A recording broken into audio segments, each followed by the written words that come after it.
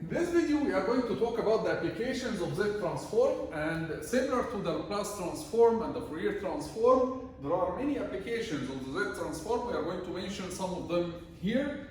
And the first application for us as engineers, as electrical engineers, is that we can calculate the output of any LTI system in an easier way. We are used to calculate the output of an LTI system using the convolution, right? So we're used to, if we have a system with an impulse response h of n and an input x of n, we used to calculate the output y of n as the convolution between x of n and h of n.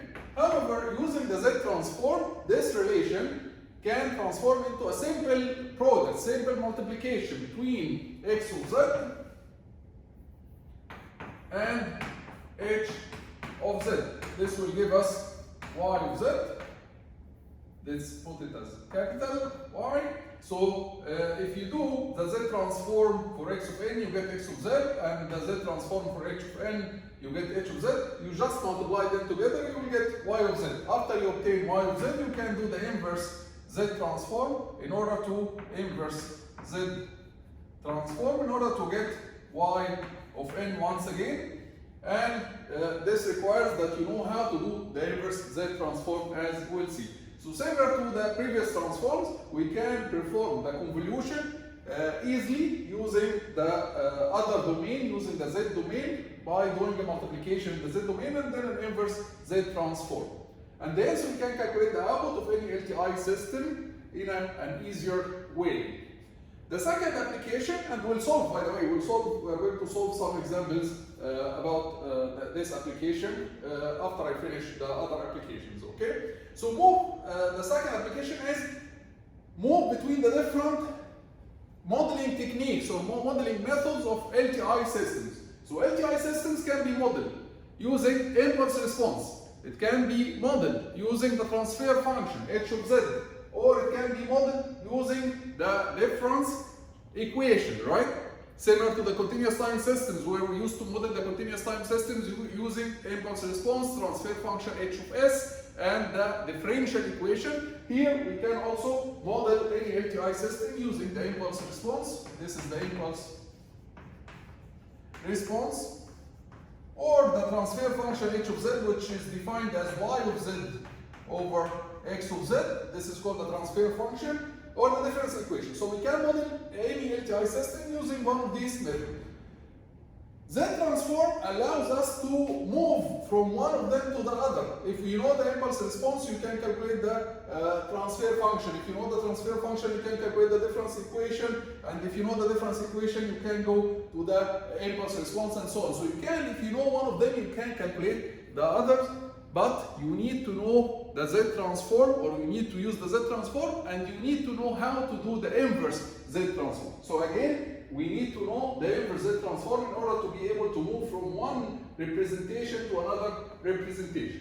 The third application that we'll talk about and discuss in details later is that using the Z transform, we can also examine the different properties of LTI systems, like the causality, invertibility, stability, and memory. So we can study or examine the properties of LTI systems using the Z transform. Let's start with the first application, which is calculating the output of an LTI system for a given input. We solved it before during the videos about the discrete time signals and systems. We solved the convolution problem before between a system that had a finite impulse response, something like this, that was h of n, and the signal that looked something like this. We solved the convolution between them, and it was kind of easy. We solved it using several methods, using the plot or using the table, and it was easy. It was easy because both of them, they had finite response. So the impulse response of the system, it had only 3 samples, and the signal itself, it had also 3 or 4 samples. So both the signal and the system are finite. Finite means they have finite, or let's say they have finite number of samples. Finite number of non-zero samples. But if one of them or both, if one of them, the signal or the system, or both of them, they are infinite, they have infinite number of non-zero samples, then doing the convolution will not be easy as the example that we solved before. Because if they are infinite, they have infinite samples, calculating the output signal will not be easy, because like you will have infinite number of samples in the output. How are you going to calculate infinite number of samples in the output unless you do the summation infinite number of times? So calculating the output will be so difficult if one or both have infinite number of non-zero samples, then the convolution, doing the convolution will be difficult.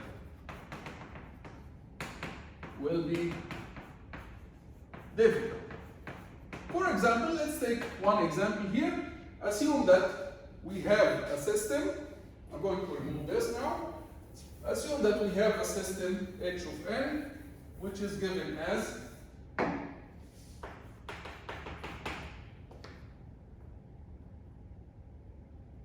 .3 to the power n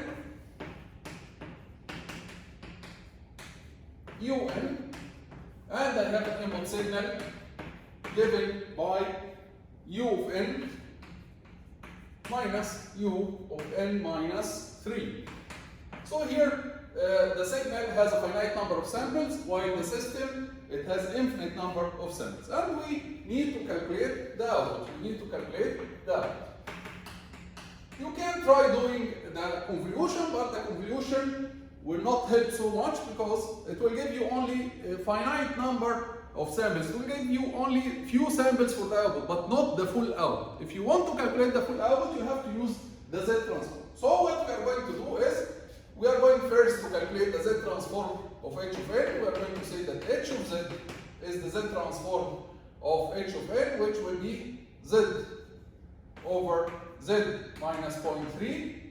We are going to calculate the Z transform of h of x of n, which x of z, and it is z over z minus 1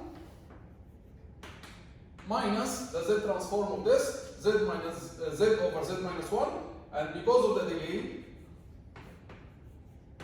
it will be multiplied by z to the power negative 3. So basically, you will get z to the power negative 2. Now, let's calculate the output y of z.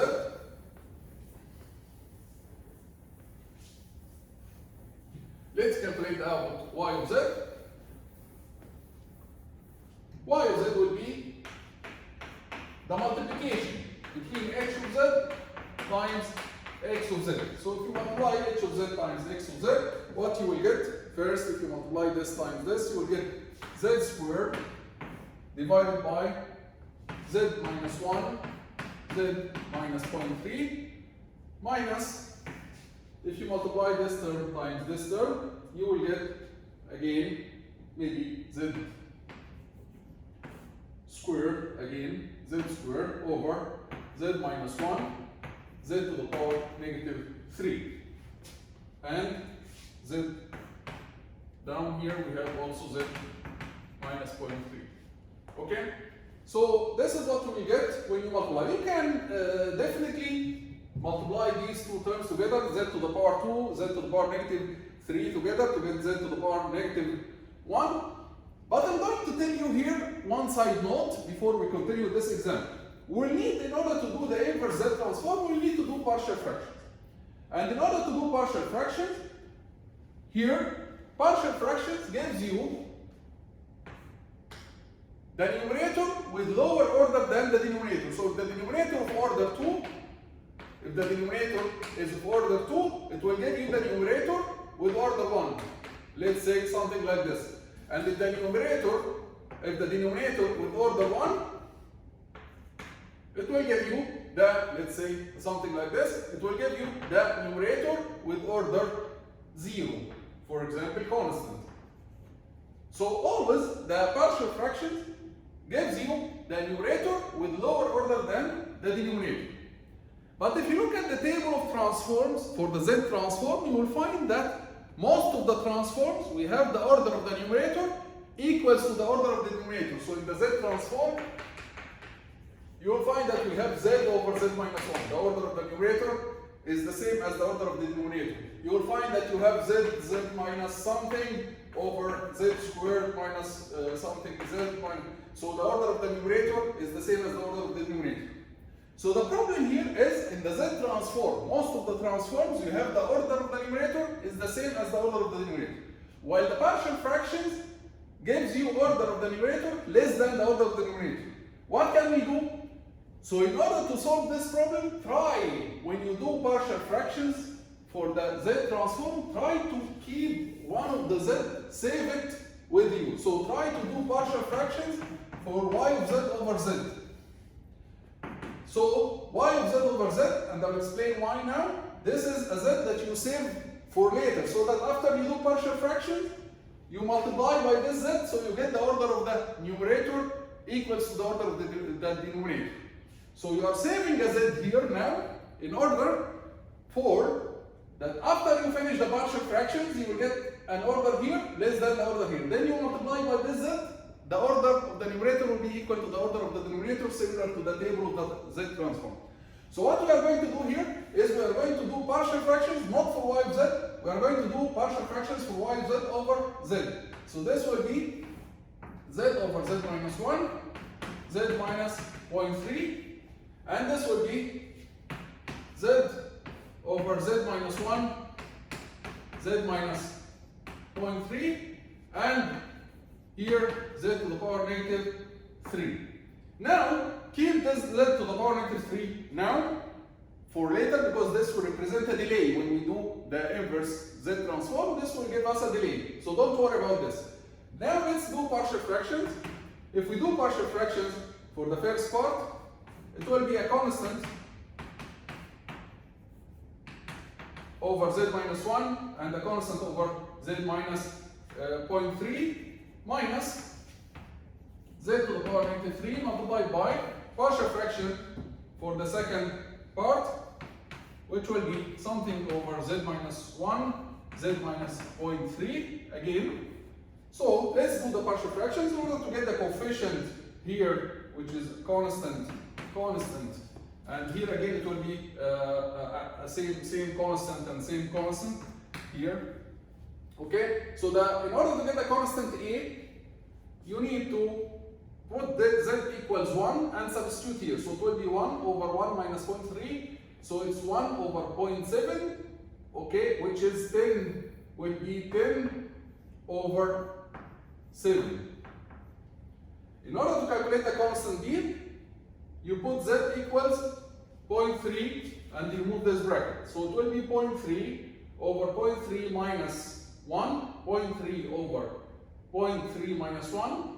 0.3 minus 1 is negative 0.7, right? So 0.3 over negative 0.7, this is negative 3 over 7. This will be negative 3 over 7. And same for the for the partial fraction of this part is the same as the partial fraction of this part. 10 over 7 and